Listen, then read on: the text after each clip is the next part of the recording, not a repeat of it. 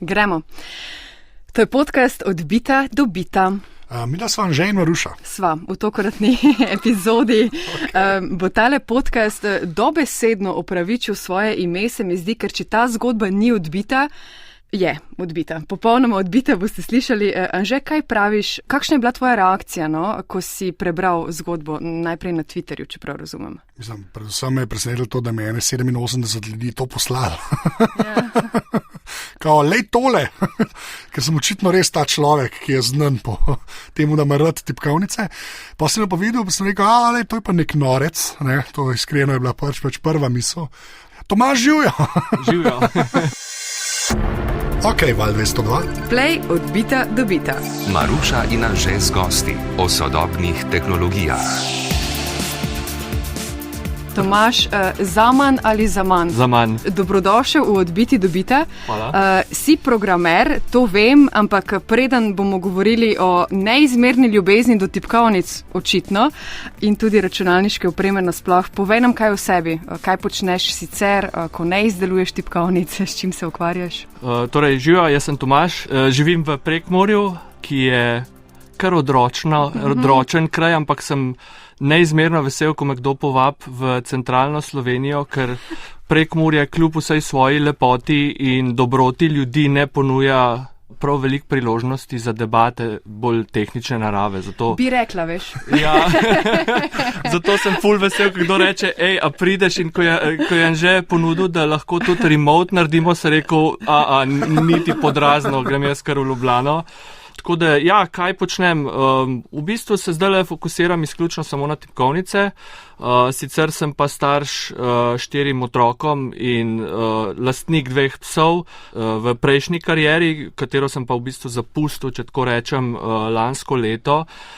Sem pa vodil eno podjetje na Danskem s partnerjem, imela sva na točki, ko sem jaz šel 35,000 strank in 23 zaposlenih, ampak mi je, kar se bo mogoče slišal malo smešen, ratal dolg čas. Pa ni bilo več izzivov, v katerih bi užival, ker je firma postala odrasla, če lahko se tako izrazim. Če bi podeljeval nagrado, bi jaz dobil anti-manager leta, ker me absolutno ne veseli vodenje ljudi, ampak rad ustvarjam nekaj. Se pravi, da ne vem, mi daš računalnik ali pa nek stroj, pa me zapreš nekam, pa bo nekaj ratal. In že ko so se te misli porajale, sem se v bistvu začel majčkeno s tipkovnicami kot hobi ukvarjati. Predvsem zaradi tega, ker sem hotel kvalitetno tipkovnico imeti. Ker sem si sestavil, mislim, da je bilo leta 2018 en tak precej konkreten računalnik.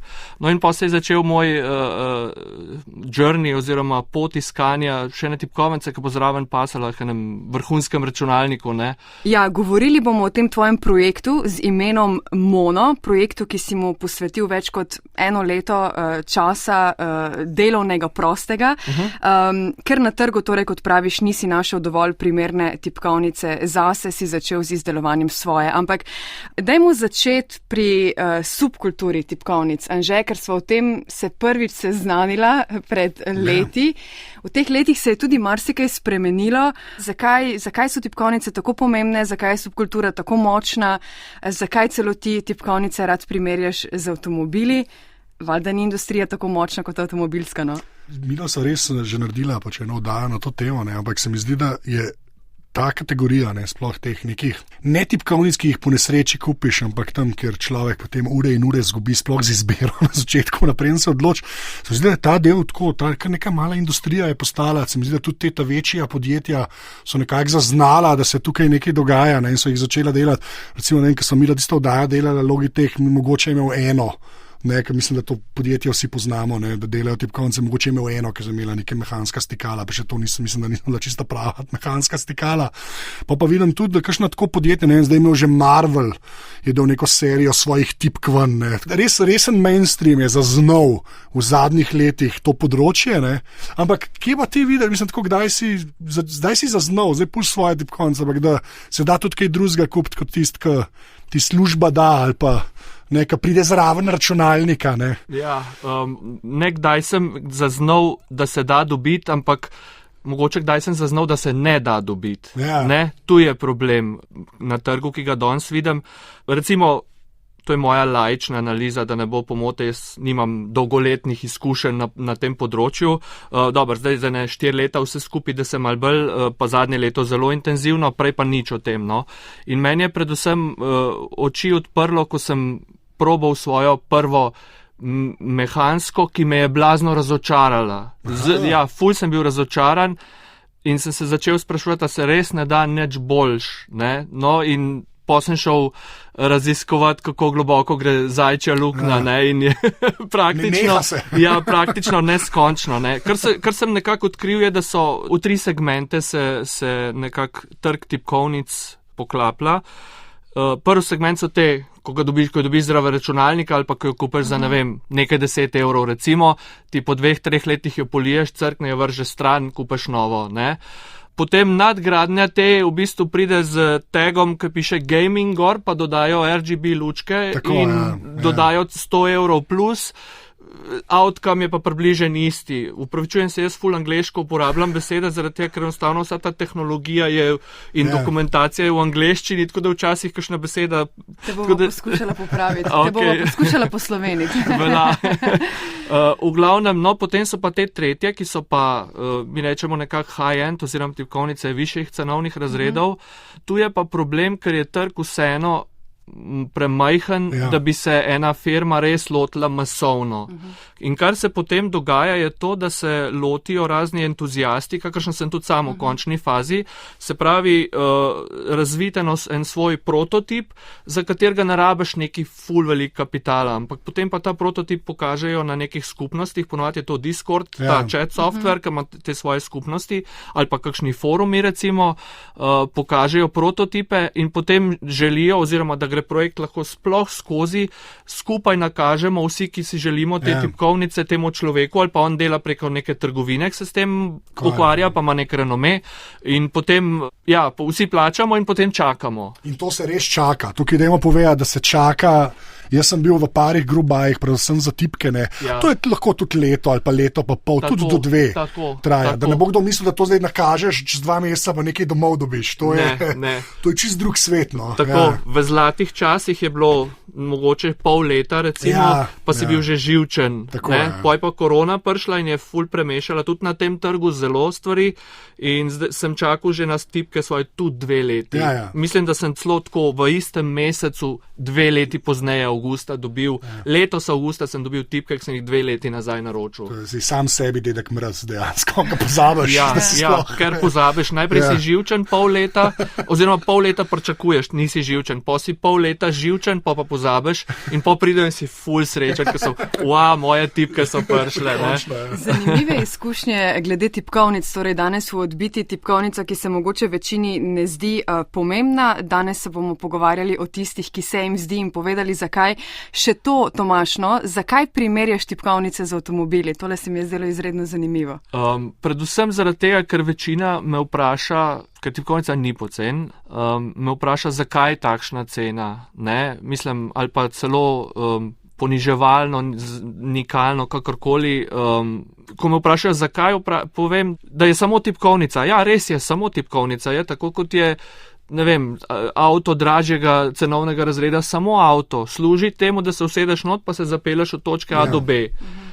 Pot je pa zelo različna, glede na to, v kakšnem avtu se peleš. In isto zato, ker se vsi vozimo z avtomobili, je vsem jasna ta analogija, zato je to z avtom enačim. Tudi tipkovnico, ko jo uporabljaš, neko ceneno kos plastike, ki škriplje pod prsti in je feedback, mi rečemo temu, se pravi, kako se na prstih čuti in obnaša. Večina ljudi ne ve, da je možno, sploh, tudi sam nisem vedel, da je možno iti na višji nivo. Dokler ti nekdo ne pokaže, pa ne pove, pa to začutiš, pa slišiš, ker tudi akustično so vrhunske tipkovnice veliko bolj prijetne. In zdaj za nekoga, recimo kot sem jaz, ki tipka na računalnik, oziroma na tipkovnico 10, 12, 14 ur, če je treba dnevno, se pa to že pozna. Vedno govorimo tukaj večinoma o mehanskih tipkovnicah, sicer tako, zelo rad en človek, ki ga je zelo rad poslušam, reče, ta poceni niso neki drugega, ampak mehanske tukaj predvsem pomeni, da imajo ta pod vsako tipko eno stikalo, ki ima nek feder, mislim, vzmet, pa tega ne bomo razlagali, ampak Ne? Če imate to doma, pol nekaj prav delate v življenju, če se tako slišijo fitke. Kaj bi ti še potem izpostavil kot to povratno informacijo? Ne? Ker tukaj je treba vedeti, da tudi teh stikal, se pravi, je več na izbiro. Ne? Zdaj, jaz imam svojo preferenco, jaz sem pač na Cherry Brownie, ki se mi potem te entuzijasti smejijo, ne? Ampak jaz sem jih res veliko probal, pa so mi daleč najbolj všeč to, da malo praskajo, meni v bistvu super, ker sem čudak očitno. Ne? Ampak tukaj gre in za stikala, in za akustiko, potem kakšne so tipke, a se kaj upogne, ko tipkaš. Ne? In zdaj to se sliši kot malenkost, ampak jaz tudi verjamem, da ljudje, ki ne vem, Porsche kupujejo, razmišljajo o podobnih zadevah, zato se zelo strinjam s to analogijo pri avtomobilih. Ne? V tem, kar se tiče stikal, je tudi v tej industriji precej snobovstva. Jaz osebno obožujem rume. Rum so moja sladka pregreha in ko greš tudi na teh forumih brati, pa rečejo, no, rum mora imeti pa toliko stopinj Celzija, da je piten pa toliko, tega pa uno tretje. Ampak v resnici vsakmu kakor paše. Če te pašejo Cherry Brownie, je to zate good enough, je to tvoj cilj, tvoj višek. Kdo sem jaz, da bi ti sodil, če si se sam tako odločil? Jaz sem jih probal, so ok, preferiram sicer druge, ampak to ne pomeni, da ne morava skupaj na kavo, pa kakšno reč na to temo. Ampak oba veva, da na vseh teh forumih so pa ljudje, kako lahko, da je veliko tega. Ta subkultura ali pa tudi tipkovnice niso imune na vso grozo, ki jo internet prenaša. No, to sem hotel reči. Tudi verjamem, da ti, ki si povedal, si lahko rečemo, zdaj cena, povej ceno monotipkovnice.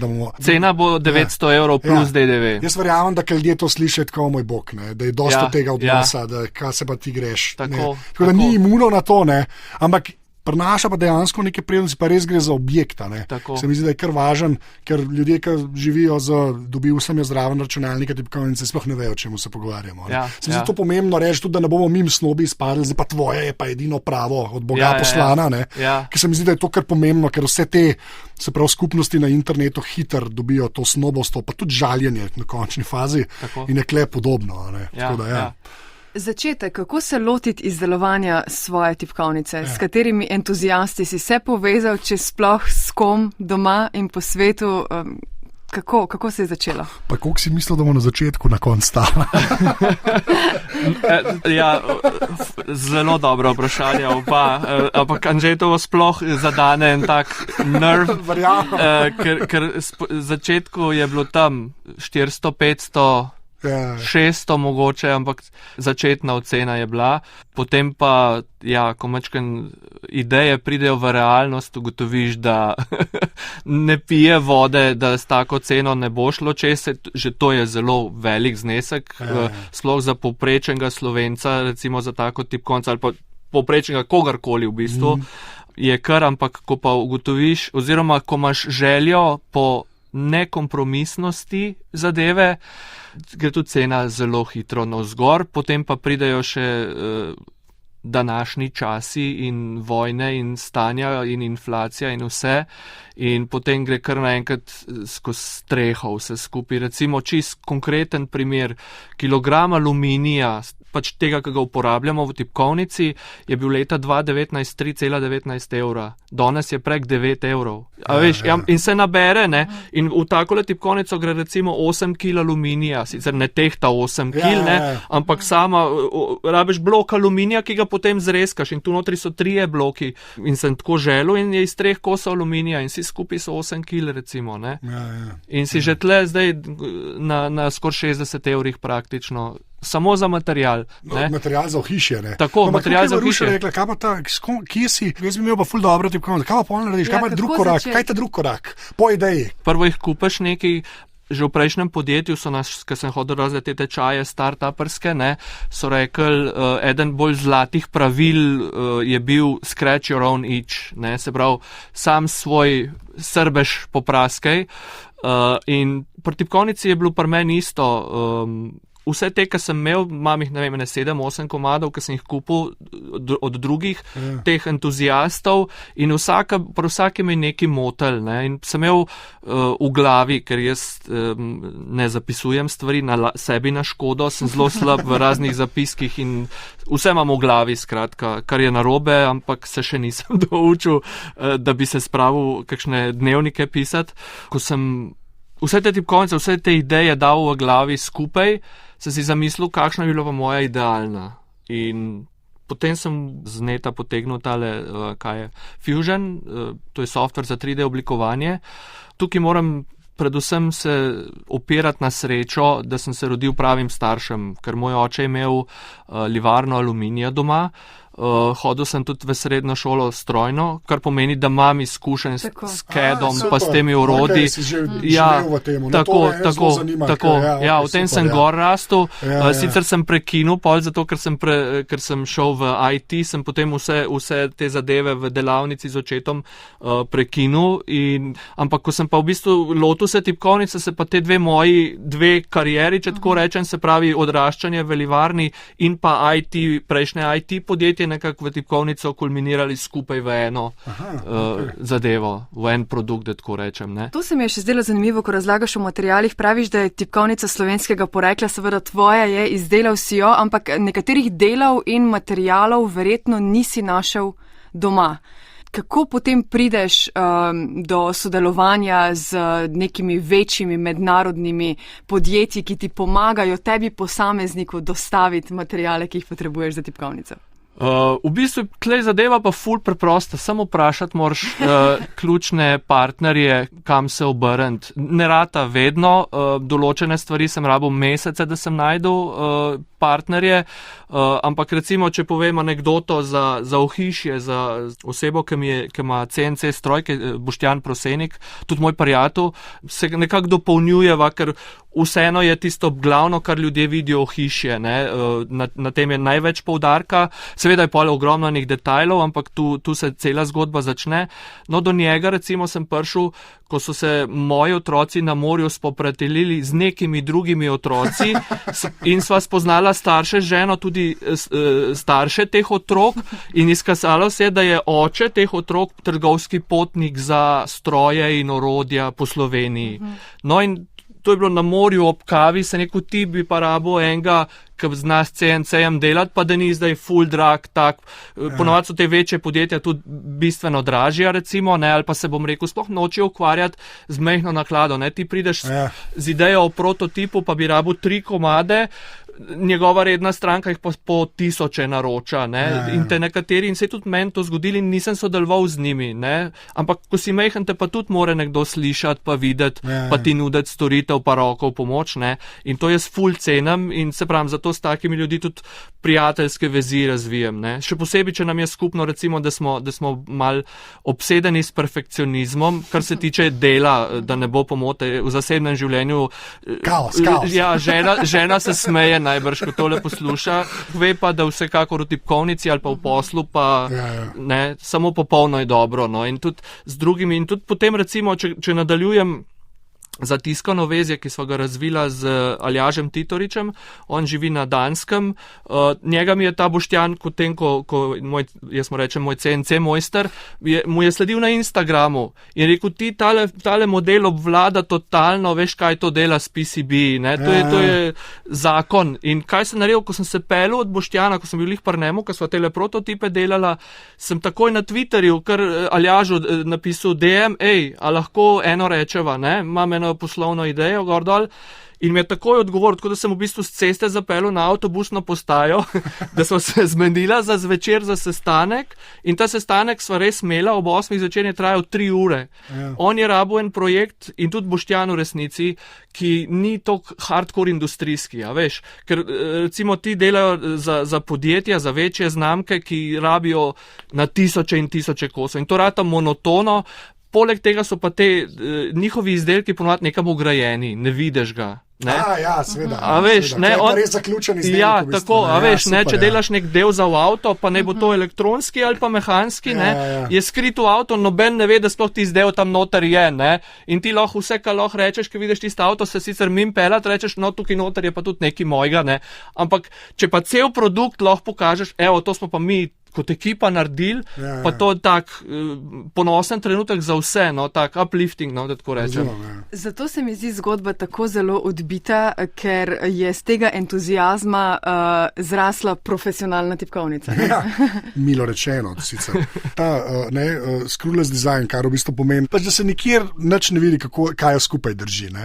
Kaj je bila še kakšna taka reč, za katero ste se odločili? Tako, až ti prej si rekel, imel sem jih 8 doma, ja. Vsaki me je nekaj motilo, ne? Ja. Kle sklepam, da te skoraj nič ne moti ali pa nič ne. Ja, recimo čist konkreten problem rešen so vijaki. Ne? Ja. Lahko kupiš zelo poceni neke generične vijake M2, ki so noter od moje tipkovnice, recimo jih je 22. Ne? Problem je bil ta, ko sem v eni od prejšnjih tipkovnic zlomil vijak. Ko sem ga mal preveč zategnil, se ga zlomil. In ker jaz v svoji sem želel, da se to ne zgodi, sicer bomo rešili, če se komu od mojih bodočih strank to naredi, bomo to rešili, ampak se neko gremo od štarta dati vrhunske vijake noter. Ne? In sej cene so na en komad zelo nizke, ne? En vijak je, da vem, 10 centov. Če kupiš pa zelo kvalitetnega, ki je dodatno kaljen, pa stane pol evra, kar je 5-krat več. Ne? In se to nabere, če jih je v eni 22, pa polk, ko si... Sam sešteva. Ja, se sešteva in tu lahko gre v 1000 evrov, ne, potem razlika. Ampak, kot sem že rekel, v to tipkovnico je moje prvo vodilo je brez kompromisov. Ja. Gremo na max. Tudi, recimo, ključ, ki je zraven kot v paketu, bi ga tudi lahko, ne vem, nekje na kakšni AliExpressu za cente nabavil. Jaz sem jih sorsal ni ta prava beseda, pridobil iz Švice.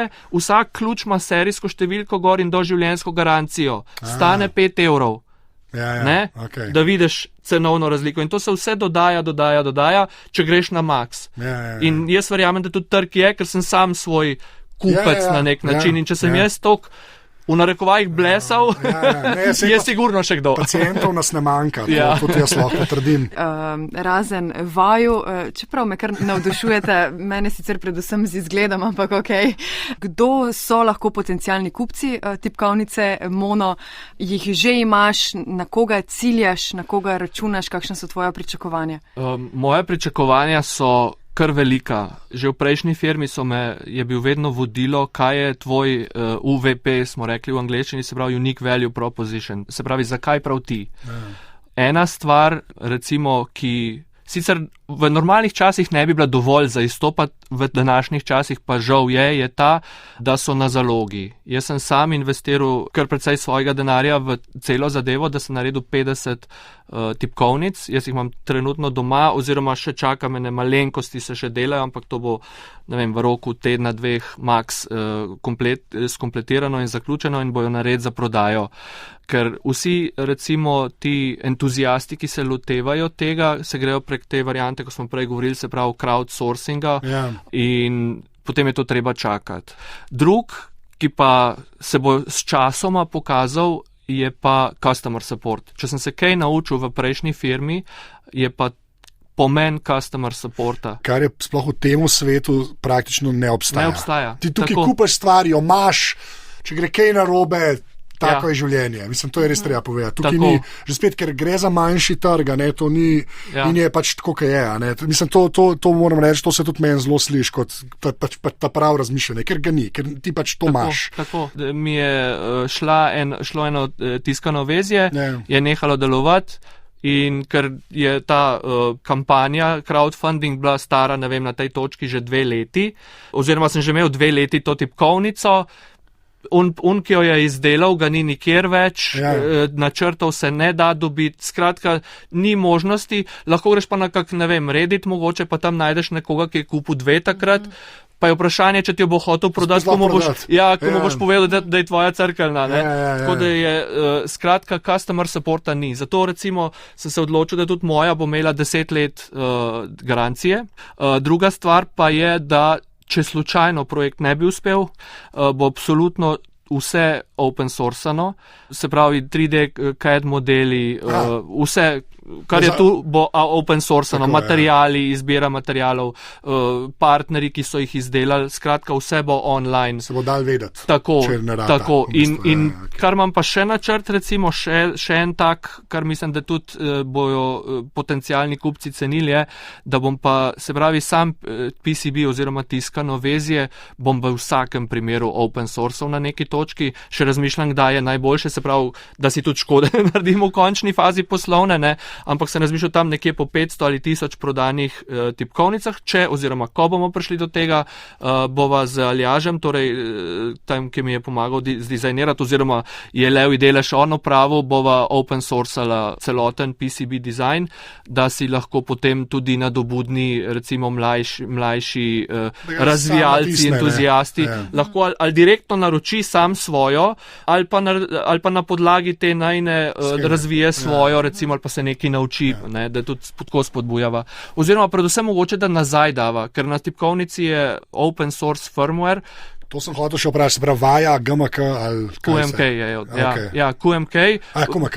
Podpira tudi Vio, tipkovnica, in to je open source in to je pač moč stotih programerjev. No, to je super slišati. Tako, zakaj bi sam, to sem se tudi v prejšnjem poslu naučil, zakaj bi sam razvijal, lahko pa vzamem nekaj, kar je odprtokodno in moj način je pa, da dam nazaj skupnosti. Zato bo šla PCB. Tako, bo šel pa v open source.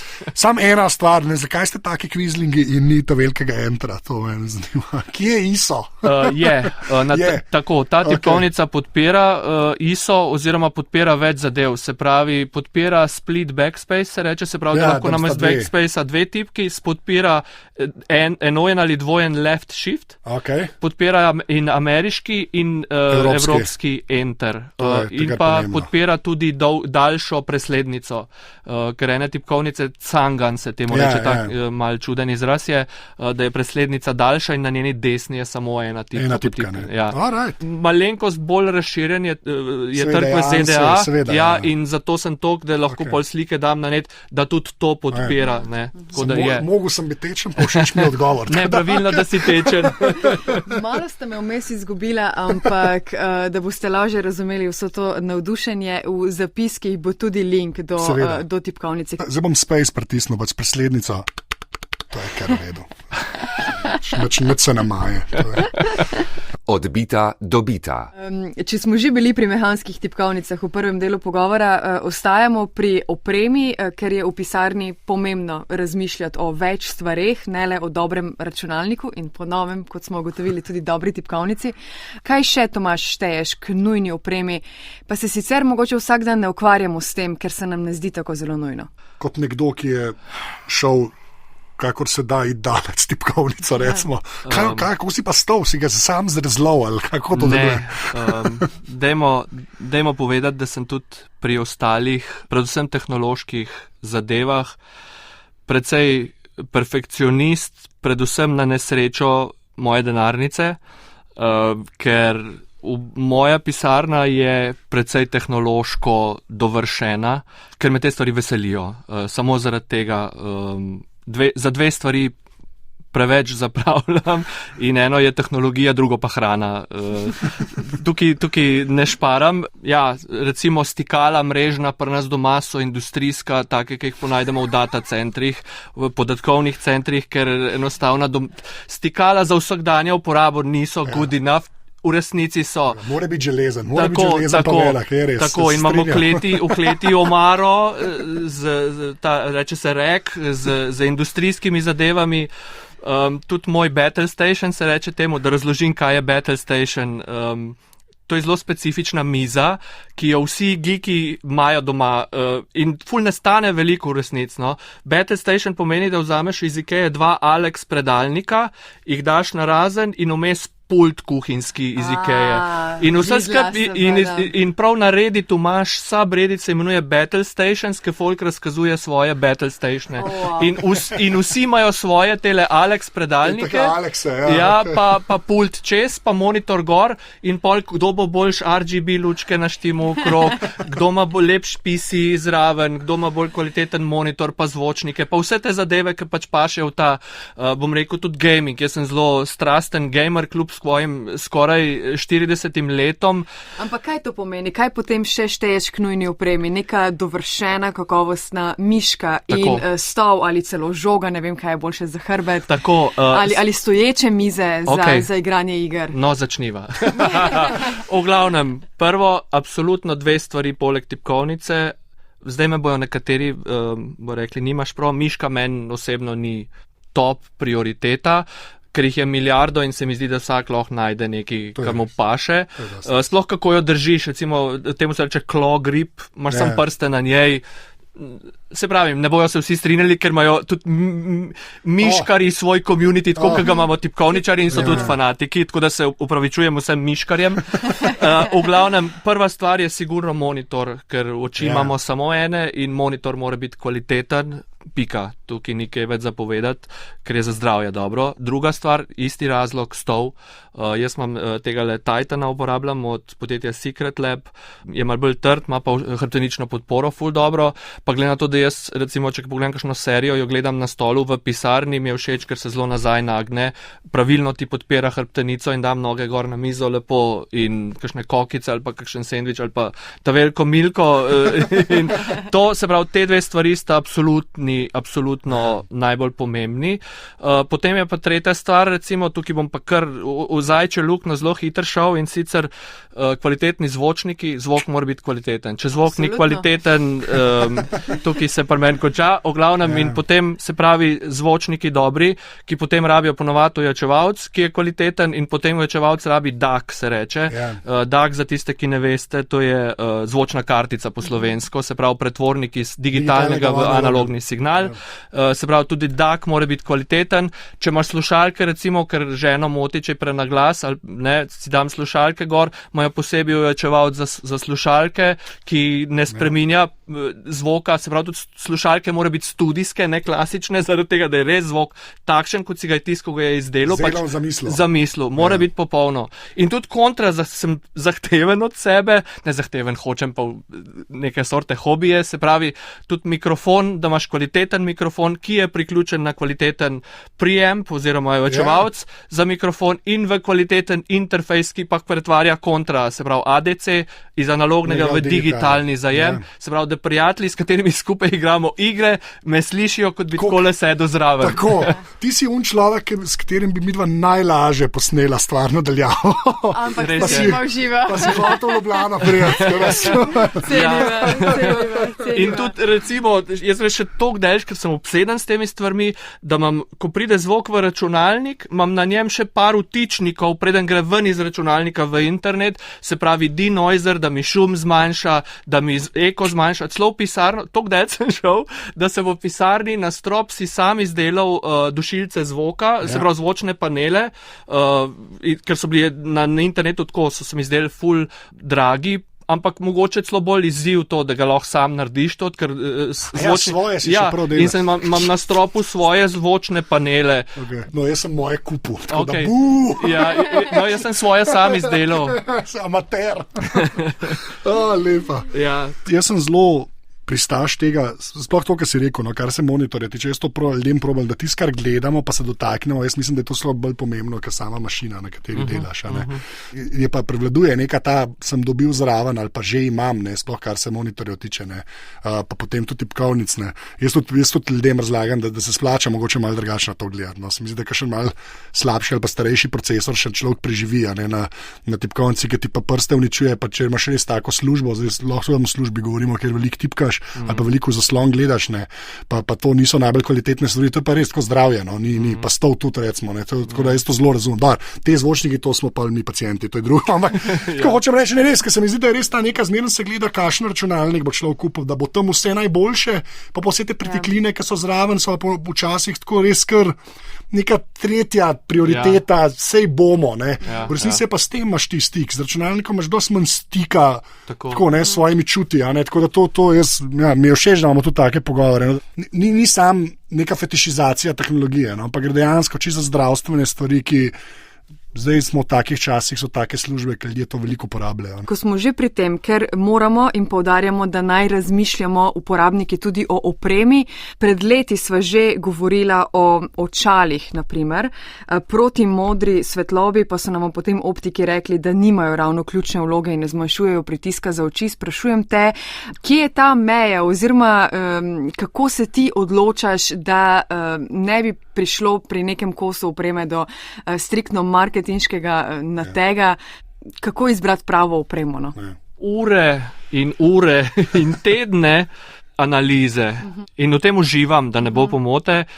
Ko se jaz osebno odločim za nov kos opreme, potem grem na YouTube recimo, pa na internete gledati, kaj drugi pravijo o tem opremi. Se pravi, čim več recenzij, čim bolj mogoče oboje stranskih, se pravi, da najdeš tiste, ki pretirano hvalijo, pa tiste, ki pretirano kritizirajo zadevo, da vidiš in pluse in minuse, ker v resnici je pa v vsakih stvareh nek kompromis more biti. Če drugega ne ti denarja zmanjka, ker ne moreš kar v neskončno, mislim, tudi nima smisla pri določenih zadevah in pol si pač jaz si zastavim nek budžet in potem gledam vse možne aparate ali pač naprave, ne vem, če govoriva o monitorjih, ko sem se odločil, se rekel, ok, tukaj bom dal za monitor, kaj se potem zgodi, pa se še nisem naučil, je to, da grem potem tako 30% čez budžet, zmeri. Vsake avto, ko pozna to zgodbo, tako da mislim, da nikle, ali karkoli drugega, ne bom zdaj, ampak se hotel povezati, prej to začetno. Ja, to je kar,